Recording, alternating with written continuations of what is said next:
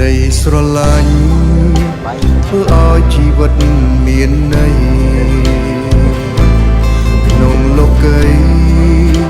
គ្រប់គ្នាប្រាថ្នាចង់បានមានឬក្រទៀបឬខ្ពស់ក្មេងចាំងគ្រប់ប្រាតែចង់បានមានអ្នកដែលស្រឡាញ់ខ្លួនក្តីស្រឡាញ់សំខាន់ជាទីបំផុតគឺអន់ធន់